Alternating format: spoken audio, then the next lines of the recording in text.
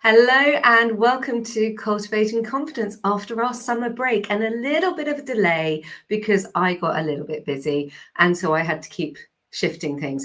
So today Jill and I are going to talk about that dreaded word, networking. Now this is always a bit of a funny one for me because I worked in networking, but we're not talking about connectivity as in switches and edge technology, but there is a link. So as usual, we're going to talk. I'm going to pass over to Jill, actually. I might be half asleep this morning. Who knows? Jill, if we start with how we met, and then we can see where we go from there. Absolutely. And I think that's the critical thing is sometimes networking is the word networking creates a little bit of fear, doesn't it? And you just go, can't do that. But actually, we network all the time, and we network in various environments. Now, we did meet at a networking event, and we met at a networking event for women, and which is great in Oxfordshire, and it was fabulous. And it was kind of, we just sat around the table chatting. In fact, I think I probably did a presentation. Was that when I did a presentation? I think you did. Yeah. Yes. Well, actually, the very first time, yes, you were definitely presenting on goal mapping. Yeah, on goal mapping and setting goals and all of the and the psychology around it. So yeah, and it's kind of, and it's quite often you make these connections, and it takes time. Now, I think maybe we had a conversation, but to be honest, there was quite a few people in the room, and I may not necessarily remembered you. But to be fair, we didn't, because, and this is the thing about networking, I was in the audience, you asked a question, and I wrote about this recently, only last month on my blog, where you asked who set goals. And of course, I've always set goals because I was a dancer, I was an actor, and that is how you are trained to do it. So I put my hand up, and I was on a table full of, I think there was Sharon something Clark. My brain is definitely menopausal this morning. Quite a few different people. Sharon Smith. So Sharon had taken me under her wing that day, and it was my very first step into the world, one of women networking, which I always feel I'm never sure where I fit in that. And we'll come on to that in a minute. But so it was a women in business networking run by Howard, and Sharon took me under her wing, and then you were talking. But I ran out at the end of it because it'd been a little bit full on for me. I remember it was a bit like, oh, this is very different to what I'd done before. And then we met up at Bloxham, actually, and that's where you did a presentation. Yeah. I think that's also the thing, isn't it? That sometimes you go into a room and you feel quite and it feels like everybody knows each other, and it's quite intimidating. And particularly when you're new to your role, new to your business, new in the geographic environment, new to that networking event, that it can be quite scary. And yeah, we all run away quick because you don't want to feel awkward. And actually, I think that's okay. Yeah, I agree. Break in slowly. But I suppose what we have to remember is that we're networking all the time. I mean, every time you go and I don't know, the tennis club. I'm sounding a bit posh now. Tennis club, not that I play tennis or even go to tennis club. I don't know about this. Tennis club. I think I need to know more about this. Yeah, not that I go to it's those kind of things. It's where you go to, where you meet, where you are physically in an environment with people that that are not your direct friends and family, where you're connecting. I mean, weddings can be another way of networking, or birthday, people's parties that you go to. You actually engaging with people you don't know, and it's just when we talk about business networking, you're engaging with people in a sense with a more specific drive. But I think it's just a question of getting to know people, and a lot of this comes down to feeling confident in who you are, which is kind of the ethos of our whole program, isn't it? Well, it is. And I think one of the things that I had to learn, I had to really work on, because I've done the business networking, and I know you have as well. And I know that a lot of people who listen to our little lunchtime conversations are actually working. And of course, part of your role is to go out, go to networking events, have that stay behind to have a drink. We all call it networking. And I always find that, right back to what I said at the beginning, I always find this really fascinating, because the word networking to me will always be a switch connecting to a server, connecting to an IP device on the edge. It will never be about connecting with people. So I prefer to call people connection or Yeah. Communication. Obviously, I would It use is, the in many word senses, communication. And I'm just, as we were talking, I'm just remembering the other places. We've all been to workshops. I've done some additional study while I was working. I've been to business meetings where you are networking. I was involved in a program where we were delivering training, and every time we were going in and meeting essentially, they were internal customers, but we were having conversations with them because we needed to know what they needed. So it is all connections. Quite frankly, every time you get on a plane, stand in a queue at a museum, I have a friend and I that we just chatted to everybody, and it's amazing where you make your friends. I think I made one of my friends at the gynecologist. We've been friends for 30 years. Yeah. So, it's that kind of across continents as well. So, it's that kind of thing is how do we make friends? And it's a kind of, if you see it as how do we meet and make friends and connect with people, as opposed to this kind of, I suppose in a sense you feel like, it's a static network. It's, all it is it's just making friends with people or letting them get to know you in different guises. And I think that brings me on to what is bad networking, because nobody goes, and what is bad communication? Because I much prefer Bad communication, really, isn't it? Yeah. You go into a room, you meet people, and I was talking about this on Tuesday, actually, in front of a group of people from NFP, which is now an Aon company. And it's really interesting how I was talking about the ick, because there is an ick, the icky feeling, and that comes with networking or communicating. And that's when we start to pitch and we start to sell. And we've all been there, where you go to a very informal networking event and somebody pulls out a flyer. Oh, and I'm sorry to everybody who's launched a book. I really am if I say this, and you've done this, and I'm really sorry, but you pull out your book.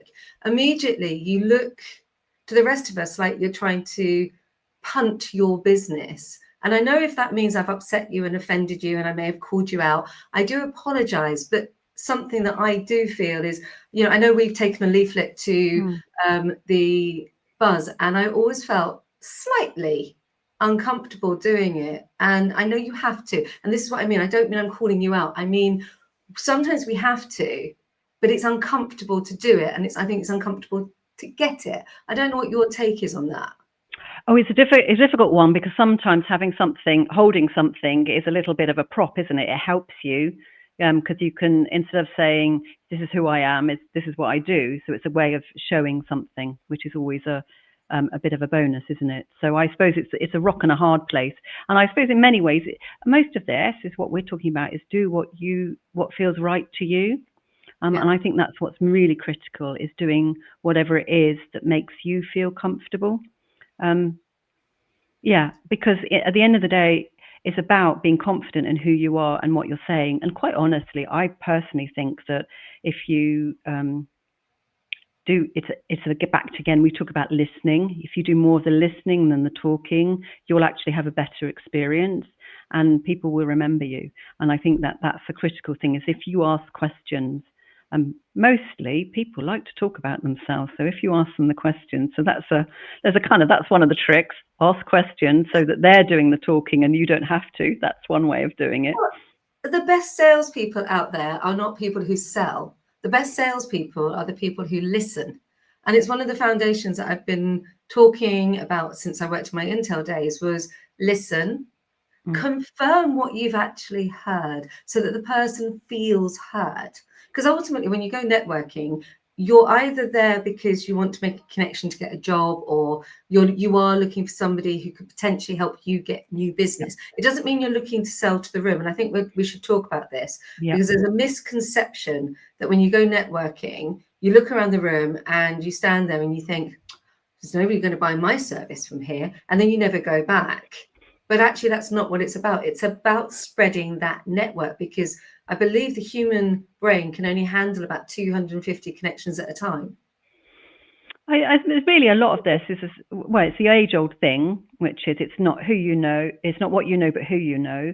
But my thing is, it's also who knows you. So unless you're out there, so people know who you are and what you do, then it's kind of, you can be, you'll disappear into the ether a little bit. So it's a kind of a little bit of that. It's go out and just introduce yourself to people. And I think what we have to remember, it's a slow burn.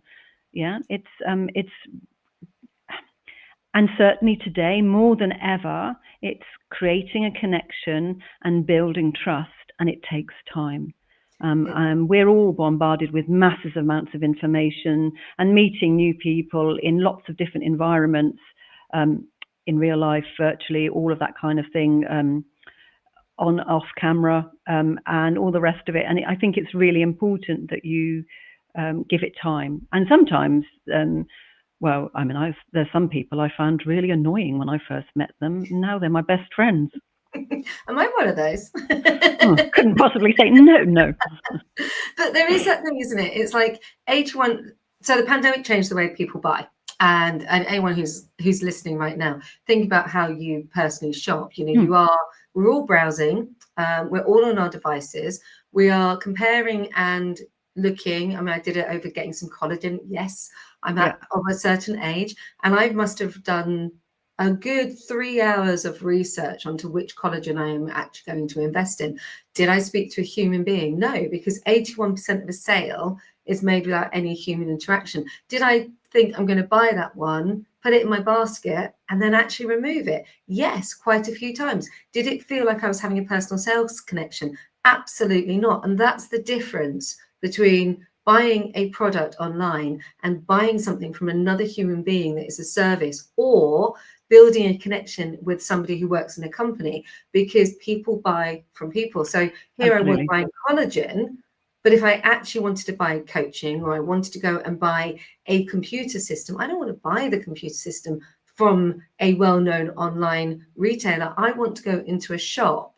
Now, this is where it's really cool with networking, because you can build all that stuff up. But if you get that human connection, that connection wrong, you can actually lose your sale. So it's really interesting how I will always use the word communication instead of networking. Yeah, and I think that's also critical. We once upon a time they talked about 7 touch points, and it's 13. It's probably 27 plus now. So it's it is really about building community and being and trust and all that kind of thing, and it's having conversations.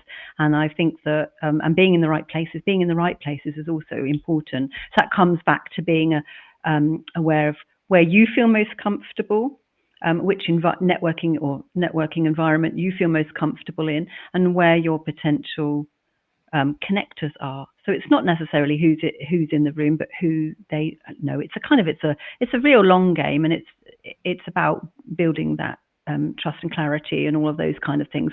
And you need to probably have quite a little bit of thought to go behind what it is that you do. I think sometimes it's instinctive. You will know instinctively where you feel comfortable, and that's where we can kind of come on that there are a huge variety of types of networking events. There are ones that are for specific industries, for specific geographies. There are ones that are only have one seat per profession. There are ones that do a lot of referring, and that's part of them. Some of them is where there's a learning element to it, as well as a connection element. So it's finding what suits you and your business or career at that time, and where you're going to get the most value. And I think that maybe what you do is you look at different networking providers or offers for different things that you need within your business or within your personal life. And one of the things I do when I'm choosing what network I'm going to go to, and I think this is something that I do head and heart all the time, but I always think, what value do I add? So when I'm offered, you've touched very briefly, there are seats, there are these in only one person per industry, and I really understand why they do that. But for me as a business owner, currently that doesn't work, because I'm all about collaboration. And I could take on a project like we know I've done, and I could be needing that collaboration from other communicators, from other salespeople, from other people who are business coaches. I might need to bring in a whole team, and if I'm in a single cell in my own sort of path Yeah. and there's no crossover, then that can actually be really, really difficult for me to go to. Whereas I could be in a room, and we've all been there, and every other person does the same thing as you. But do they? Because no one does it like you. So I think there's a couple of things there. First of all, I've collaborated with other coaches. I've been in rooms with different coaches, and they say they're a coach, but they all have slightly different angle. They all have different experiences. And I think that what we have to remember is your customers and clients, you don't choose them, they choose you. Yeah. Mm-hmm. And we all offer something. And it is that. And again, it's back down to a personal relationship and personal connection. I think there's also something very valuable about connecting with people in your industry, because you can learn from each other. There will be there will be some people that have a more of a interest in, I don't know, AI in their sector, or face-to-face, or whatever it is. And actually you can learn from each other and you can help each other. And I think that that's really valuable, even, down to having quite specific industry. If you are a recruitment specialist, it's not a bad thing to meet with other recruitment specialists, because you can look at, even if it's just which platform are you using, or where are you getting the best leads from? You're not necessarily divulging industry secrets or, business secrets. It's just a little bit of a collaboration. And I think if you start to think with a collaborative mindset, as what can I do for you, as much as what other people, what add value can you add, that actually you'll see that there's opportunities enough for everybody. So I'm all about looking at not worrying about how big the slice of cake it is that you have, but let's see how we can grow the size of that cake. So whatever size of piece, whatever size your portion is, that it's valuable to you as well. And I think that that's where I think that we can add lots of value in networking and supporting one another. And let's talk about that support for a minute, because yesterday we were both at a Buzz Network, and yesterday I got total support.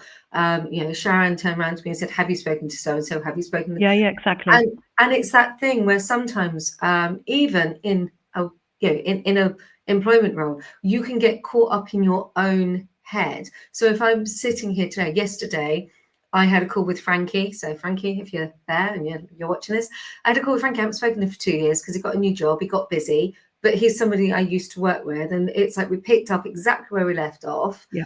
And he was like interested in where, the last 2 years of my life has been really amazing. I didn't lose that connection just because we hadn't communicated. Life got busy. And I think sometimes we can do this thing with networking, communicating, where we think, oh, well, I haven't spoken to them for XXX. They won't remember me, or they won't want to help me. And so sometimes we can get in our own heads and we won't reach out. But then that's where it's critical to have built that relationship to start with. So I had a Zoom call with somebody on Tuesday that I haven't spoken to in 3 years, and oh my goodness, have we both changed? And it was really fabulous, and it was just kind of like having connection where what we're doing now, where can we support each other again in different situations. In fact,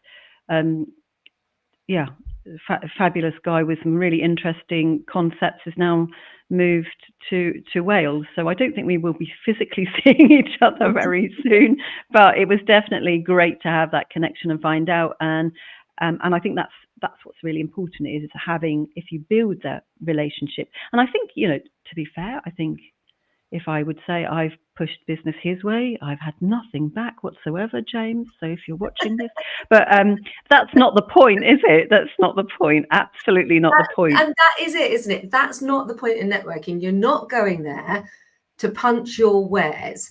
You're going there to spread the news of what you do. You're getting there so that when somebody is in a conversation, as it happened on Saturday in my garden, we had to get together.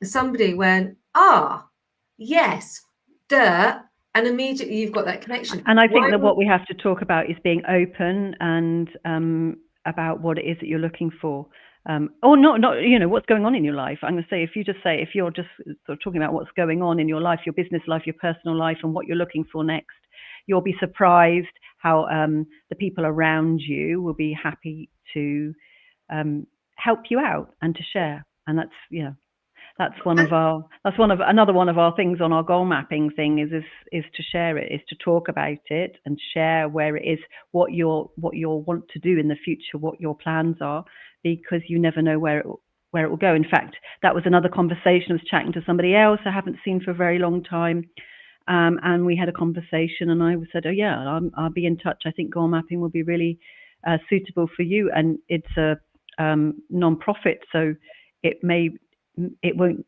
necessarily be a paid event for me, but it was great because it's an opportunity to share goal mapping with a group of young people, and that's fabulous. And it's those kind of things. So it doesn't mean that we weren't at a formal event, were we? So No. it's quite interesting. You don't have to talk about business all the time either, but No, people buy from people. Your human life is far more interesting, which brings me on to what to do when networking goes wrong, because I've been there. I know I have gone to a networking event, and anyone who was there, who knows me, knows that it was not the place for me. The energy was completely and utterly wrong for me. And instead of going, and sometimes I think you have to have your get out of jail card. So I was at this event and I didn't follow my own head and heart. I knew I was uncomfortable. I was uncomfortable from the very beginning, and I knew I was uncomfortable, and I knew I should have left. I'm not going to say where it was or what it was, but I should have followed my instinct, and I should have just gone, I'm really sorry, I've got to go, and looked at my phone, anything. We have mobile phones, we can do that. Instead, I didn't, and then I ended up on my high horse. And I wonder if we could just talk about, oh, you've gone. Oh, no, Jill's left me. So I'm not going to leave it on that note, but let me just continue on talking about, hopefully she'll be back in a minute. I think if you're in a situation where you are uncomfortable, instead of not recognizing it, that is where you do actually find your way to leave.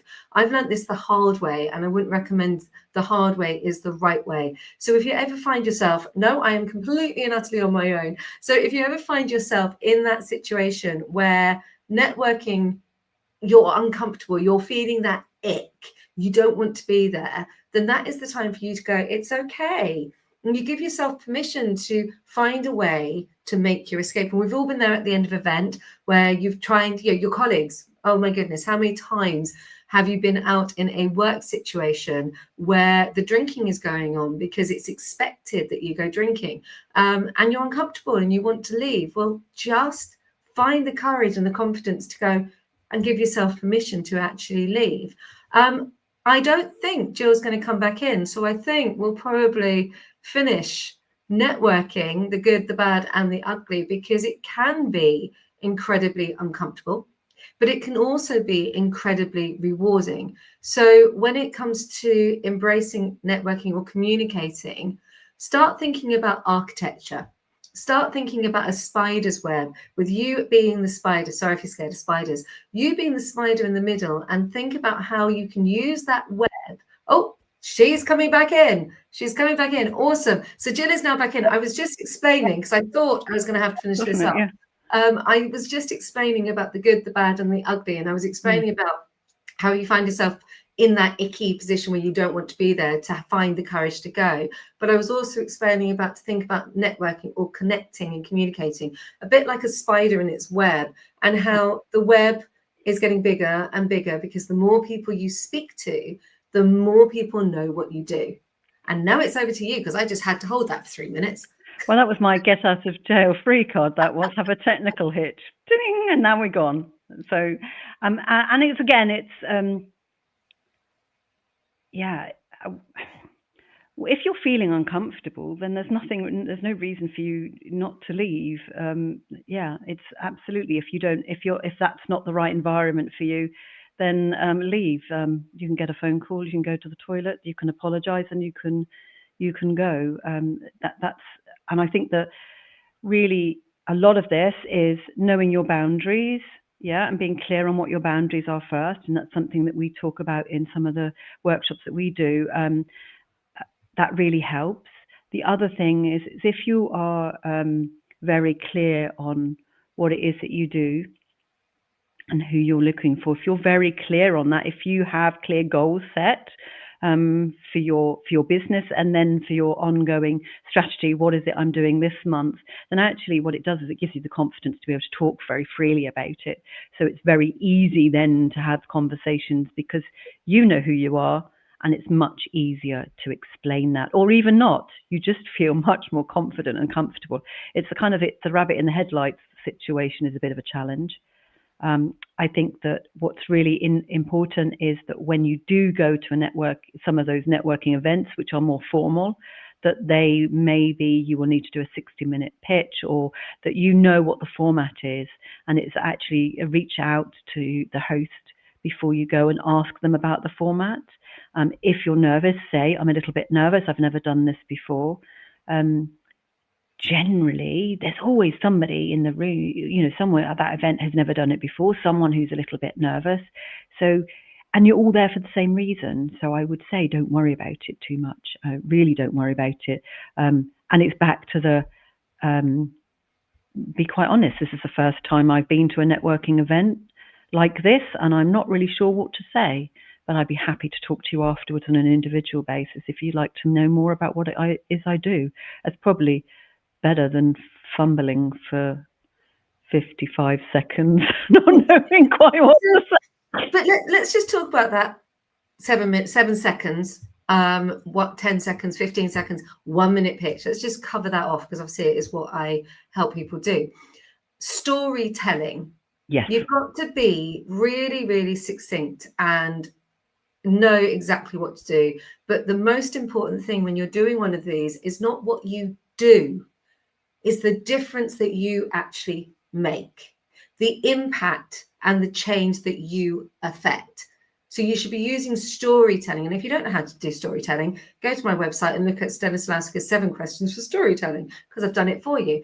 But think about how you can tell a story, but ensuring that you have talked about how you've helped, how you've served, and the impact as in the end result for that person. A lot of people call this pain selling. It's not, as long as you're not focusing on the pain and the problem. You're focusing on impact, change, and service. And I know that sounds really weird, but if you start thinking like your customer, you start telling stories about your customers, people start to know, to like, and to trust you. And instead of pitching, doing the ick, you actually get to tell to people. So when we took our leaflet, people actually asked for the leaflet rather than us walking around with the leaflet. People went, oh, do you have a leaflet on that? And it's like, yes. And that takes you back to that 81%, because 81% of the decision is made.